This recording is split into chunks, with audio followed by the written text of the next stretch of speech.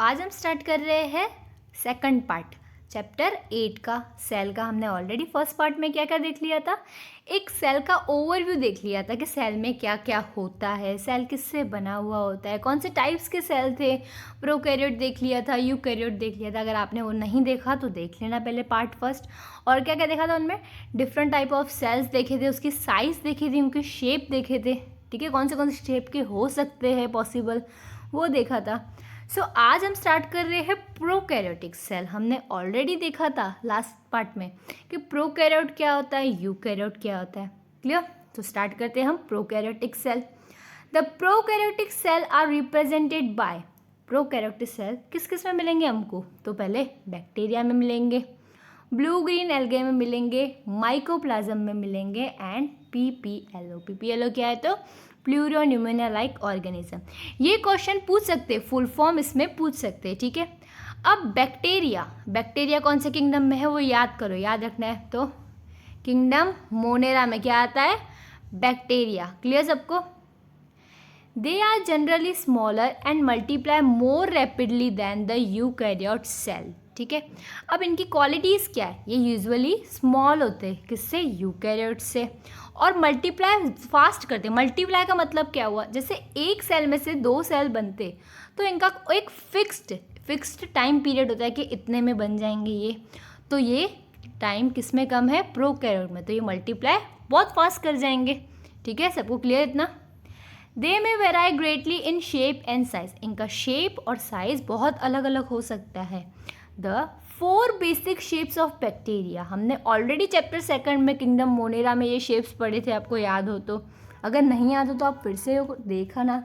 और इसका तो नोट्स भी अपलोडेड है विद एक्सप्लेनेशन, आप देख सकते हो मेरे चैनल पे ही, वहाँ पे नोट्स अपलोडेड है चैप्टर सेकंड की विद एक्सप्लेनेशन। ओके, कौन से शेप के हो सकते हैं, तो बेसिलस यानी रॉड लाइक, कोकस यानी स्फेरिकल राउंड शेप का जैसे होगा, ठीक है, विब्रियो यानी कॉमा शेप, फिर स्पाइरुलिनम, ठीक है।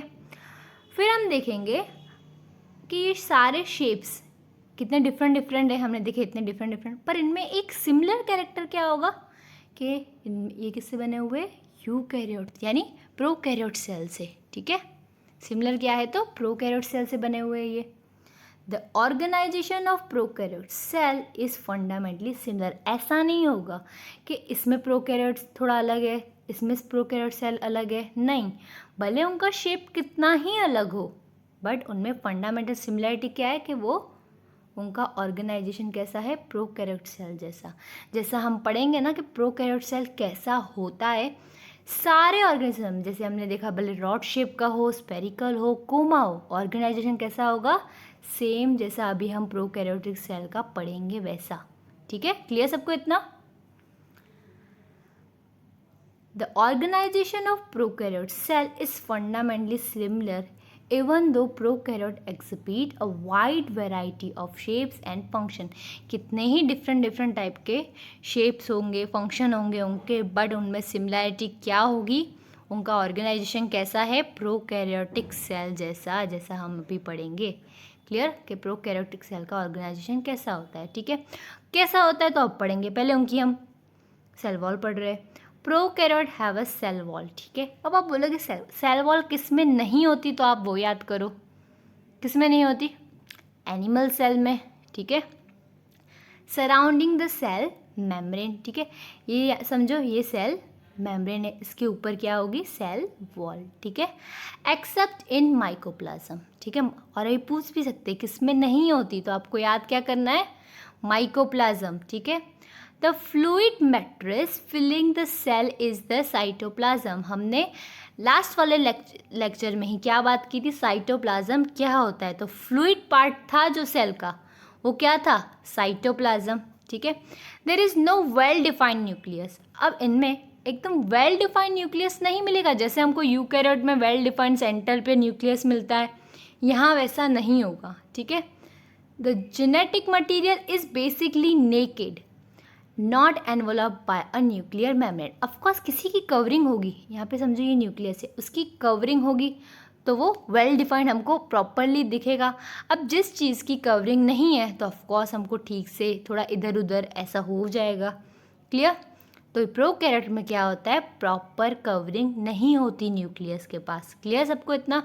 तो ऑफ कोर्स न्यूक्लियस के अंदर क्या होता है पहले वो बताओ।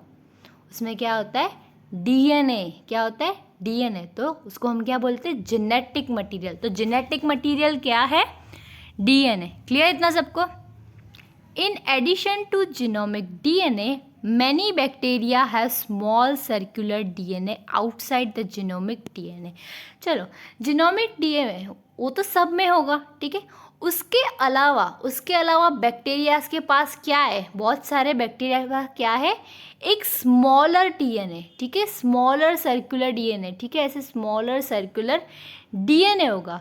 उस डीएनए को हम क्या बोलते हैं, the smaller DNA called as plasmid. वो स्मॉलर डीएनए को हम क्या बोलेंगे, स्मॉलर सर्कुलर डीएनए को plasmid. The plasmid DNA confers certain unique phenotypic character to such bacteria. जो ये प्लाज्मिक डीएनए है ना, जो हमने देखा प्लाज्मिक डीएनए क्या है, स्मॉल सर्कुलर डीएनए, वो क्या करता है, तो बैक्टीरिया को ऐसा कैरेक्टर देता है जो उसको एंटीबायोटिक से रेसिस्टेंस बनाता है। उसका मतलब क्या हुआ, जब हम बीमार होते हैं, हमको कोई इन्फेक्शन होता है, तो हमको डॉक्टर क्या देता है, एंटीबायोटिक्स देता है कि वो बैक्टीरिया जिस वजह से इन्फेक्शन हुआ है वो मर जाए, ठीक है, आगे नहीं बढ़ पाए, ठीक है, उनकी ग्रोथ कम हो जाए, इसलिए हमको क्या देते हैं, वो एंटीबायोटिक्स देते हैं। सबको क्लियर इतना? एंटीबायोटिक। बट ये प्लाज्मिड होता है ना, वो ऐसा कैरेक्टर देता है किसको, बैक्टीरिया, क्योंकि वो एंटीबायोटिक से भी नहीं मरे, ठीक है। क्लियर सबको इतना? One such character is resistant to antibiotic. Clear इतना सबको? प्लाज्मिड क्या होता है। In higher classes you will learn that this plasmid DNA is used to monitor bacterial transformation with foreign DNA. तो अभी तो ये वाली बात कहाँ पढ़नी है आपको, हायर क्लास में। यहाँ इतना ही बहुत है, ठीक है। Nuclear membrane is not found in eukaryotes. अब हम देखेंगे, इज़ फाउंड इन यूकैरियोट। हमने देखा कि न्यूक्लियर मेम्ब्रेन प्रोकैरियोट में नहीं होती, पर हमको कहाँ मिलेगी, न्यूक्लियस के ऊपर मेम्ब्रेन, यूकैरियोट्स में। क्लियर इतना सबको? No organelles like ones in eukaryote are found in the prokaryote except for ribosome. हमको ऑर्गेनल्स नहीं मिलते प्रोकैरियोट में, एक के अलावा। वो एक कौन सा है, तो राइबोसोम। क्लियर सबको?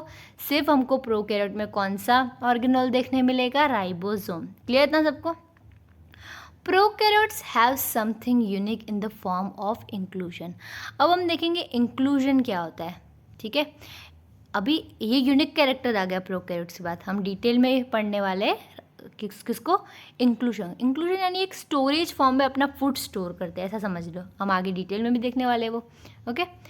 A specialized differentiate form of cell membrane called mesosome is the characteristic of prokaryote. अब मेसोसोम क्या है, वो क्या है, सेल मेम्ब्रेन का ही पार्ट है, ठीक है, ये समझो, ये सेल मेम्ब्रेन है। अब ऐसे सेल मेम्ब्रेन का ही पार्ट है, ऐसे सेल मेम्ब्रेन से ही बना हुआ है, सेल मेम्ब्रेन से ही निकला हुआ है, ठीक है, उसको हम क्या बोलेंगे, मेसोसोम। ये क्या है, they are essential in folding of cell membrane. ये क्या है, फोल्डिंग है किसकी, सेल मेम्ब्रेन की। क्लियर सबको इतना? मेसोसोम क्या होता है। अब हम देखेंगे cell envelope and its modification. Most prokaryotic cells, particularly the bacterial cell, have a chemically complex cell envelope. अब जो उनका सेल एनवेलप होता है, यानी सेल की कवरिंग होती है, हम उसको देख रहे हैं, ठीक है। अब जो प्रोकैरियोट में है वो बहुत कॉम्प्लेक्स टाइप का एनवेलप है, ठीक है। The cell envelope consist of a tightly bound 3 layer structure. इनमें कैसा है, 3 लेयर स्ट्रक्चर है, ठीक है। हम 3 लेयर बना देते हैं ऐसे, इनके पास ऐसे 3 लेयर है, ठीक है। द आउटर मोस्ट ग्लाइकोकैलेक्स, ठीक है, आउटर मोस्ट कौन सी है, glycocalyx, followed by cell wall and then plasma membrane. फिर क्या, cell wall then plasma membrane. Clear सबको? ऐसे 3 लेयर्स हैं इनके पास, हम एक एक को डिटेल में देखेंगे। Although each layer of envelope perform distinct function, ये तीनों लेयर है ना जो सेल एनवेलप की, तीनों डिफरेंट फंक्शन परफॉर्म करती है। They act together as single protective unit. Of course bacteria को प्रोटेक्शन कौन देगा, ये तीनों लेयर्स। क्लियर सबको इतना? Bacteria can be classified into two groups on the basis of the difference in the cell envelope and the manner in which they respond to the staining. अब हम बात करते हैं बैक्टीरिया के क्लासिफिकेशन का. Clear. तो मैंने इसका ओवरव्यू हमने किंगडम मोनेरा में देखा था. अब हम थोड़ा डिटेल जाएंगे इसका. ठीक है. तो बैक्टीरिया दो टाइप में क्लासीफाई हो सकते हैं. ठीक है. Gram positive, gram negative. अब आप बोलोगे ग्राम पॉजिटिव क्या होता है, ग्राम नेगेटिव क्या होता है. ठीक है. ग्राम साइंटिस्ट का नेम था. ठीक है. अब हम देखेंगे पॉजिटिव क्या होता है और नेगेटिव क्या होता है. ग्राम का तो मतलब समझ गए आप. ठीक है. The manner in which they respond to the staining procedure develop by Gram those that take up training. अब देखो एक स्टेनिंग प्रोसीजर है. ठीक है. हम एक डाई डाल रहे हैं किसी चीज़ में. वो अगर समझो आप बालों में डाई डालते हो तो कलर हो जाता है. ठीक है. ऐसा ही डाई हमने बैक्टीरिया में डाला, ऐसा समझो. ठीक है. डाई डाला. अब जिस बैक्टीरिया ने उसका कलर ले लिया, ठीक है, स्टेन हो गए, तो उसको हमने क्या बोला, ग्राम पॉजिटिव. और जिन्होंने नहीं लिया वो स्टेन को, ठीक है, उसको हमने क्या बोला, ग्राम नेगेटिव बैक्टीरिया. क्लियर इतना सबको. ग्राम पॉजिटिव क्या होता है, ग्राम नेगेटिव क्या होता है. Glycocalyx differs in composition and thickness among different bacteria. Glycocalyx क्या है, अभी हमने देखा था outer most layer of cell envelope. It could be loose sheath called the slime layer. अब ग्लाइकोकैलेक्स का कंपोजिशन बहुत डिफरेंट हो सकता है. ठीक है. ये एक स्लाइम लेयर की जैसे भी हो सकता है. While in others it may be thick and tough, और दूसरे में ऐसा कैप्सूल जैसा भी हो सकता है. तो ये डिफरेंट टाइप का हो सकता है. ठीक है. अब हम उससे ग्लाइकोकैलेक्स आउटर मोस्ट से थोड़ा उससे अंदर आते हैं. तो क्या था, सेल वॉल था. ठीक है. Cell wall determine the shape of the cell. अब जैसा सेल वॉल होगी ना वैसे बैक्टीरिया का शेप बनेगा. ठीक है. तो सेल वॉल क्या डिटरमाइन करती है, shape of the cell. Clear. And provides a strong structural support to prevent the bacterium from the bursting.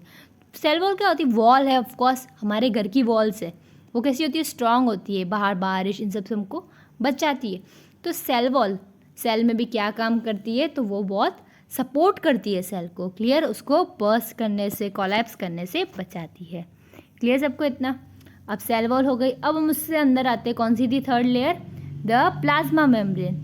Plasma membrane is selectively permeable in nature and interacts with the outside world. अब plasma में selective permeable यानी क्या होता है, वो किसी को अंदर आने देगी. ठीक है. ऐसा नहीं है सबको अंदर आने देगी, सबको बाहर जाने देगी. वो सिलेक्टिवली परमिएबल है. Clear. This membrane is similar structurally to that the eukaryote. ये किसके से ऐसी होती है, हम यूकैरियोट में भी पढ़ेंगे प्लाज्मा मेम्ब्रेन, तो दोनों सेम होगी. ठीक है. A specialized membranous structure is mesosome which is formed by the extension of plasma membrane. हमने ऑलरेडी देख लिया ऊपर कि ये ऐसे ऐसे फोल्डिंग्स होंगी. ठीक है. प्लाज्मा मेम्ब्रेन की, उसको हम क्या बोलेंगे, mesosome. This extension are in the form of vesicles. ये वेसिकल्स के जैसे भी हो सकते हैं, यानी ऐसे होंगे वेसिकल्स. ठीक है. ट्यूब्यूल्स, लेमिला, कैसे भी ये शेप के हो सकते हैं. They help in cell wall formation. अब इनका फंक्शन क्या है, ठीक है, ये मेसोसोम का फंक्शन क्या है. तो ये सेल वॉल फॉर्मेशन में हेल्प करते हैं, डीएनए रेप्लिकेशन में हेल्प करते हैं, डिस्ट्रीब्यूशन टू डॉटर सेल. अब हम लोग डिस्ट्रीब्यूशन का मतलब क्या होता है, जब एक सेल में से दो बनते हैं ना, जो दो बने उसको हम क्या बोलते हैं, डॉटर सेल. तो दोनों में हाफ ऑफ मटीरियल जाना चाहिए. इस सेल का हाफ ऑफ मटेरियल जाना चाहिए, इसलिए हम क्या बोलते हैं, distribution to daughter cells. Clear. They also help in respiration secretion process. और किस में हेल्प करते हैं, सेल के रेस्पायरेशन में, सिक्रीशन में. To increase the surface area of the plasma membrane and enzymatic content. Of course वो प्लाज्मा मेम्ब्रेन की फोल्डिंग है, तो प्लाज्मा मेम्ब्रेन का सरफेस एरिया बढ़ गया. ठीक है. In some prokaryotes like cyanobacteria, there are other membrane extension into the cytoplasm. अब ये याद रखने वाला पॉइंट है. साइनोबैक्टीरिया में और भी एक्सटेंशन होते हैं, उसको हम क्या बोलते हैं, क्रोमेटोफोर्स, विच कंटेन पिगमेंट्स. अब पिगमेंट्स क्या होता है, जो किसी चीज़ को कलर देते हैं ना, उसको हम बोलते हैं पिगमेंट. क्लियर. बैक्टीरियल सेल्स में बी मोटाइल और नॉन मोटाइल। बैक्टीरियल सेल कैसे हो सकते हैं? मोटाइल और नॉन मोटाइल। अब मोटाइल क्या होता है, नॉन मोटाइल क्या होता है? मोटाइल जो चल फिर सकेंगे ऐसा समझो, नॉन मोटाइल जो अपनी जगह से नहीं लोकोमोशन नहीं कर पाएंगे। क्लियर इतना? If motile they have thin filamentous extensions from their cell wall called flagella. अब ये सेल है, इसमें से ऐसे एक्सटेंशन निकल रहा है, उसको हम क्या बोलेंगे? फ्लैजिला। क्लियर? वो क्या हेल्प करेगी? तो मोटिलिटी में हेल्प करेगी। Bacterial flagellum is composed of 3 parts. तो ये फ्लैजिला के भी 3 पार्ट हो सकते हैं, ठीक है। किसी किसी में एक पार्ट एब्सेंट भी हो सकता है, इसलिए मैं बोल रही हूँ 3 पार्ट होते हैं, ठीक है। कौन सा? फिलामेंट, बेजल बॉडी और ऐसे हुक, ठीक है। ये फिलामेंट सबसे लॉन्ग पार्ट होगा। The filament is the longest portion and extend from the cell surface through the outside, ठीक है। इतना क्लियर सबको? Beside flagella, a pili fimbri are also surface structures of the bacteria but do not play a role in the motility. अब पिली और fimbria भी क्या है? तो सरफेस यानी बाहर ऐसे सरफेस की ही स्ट्रक्चर है, बट वो मोटिलिटी में हेल्प नहीं करते, ठीक है। तो पिली क्या है? The pili are elongated tubular structure made up of special protein, ठीक है। तो पिली एक स्पेशल प्रोटीन से बना हुआ होता है। The fimbri are small bristle-like fibers sprouting out of the cell. Fimbriae क्या होती है? ऐसे। पिली कैसे? elongated होगी, और फिम्ब्री कैसे होगी? ऐसे से निकलेगी, ठीक है।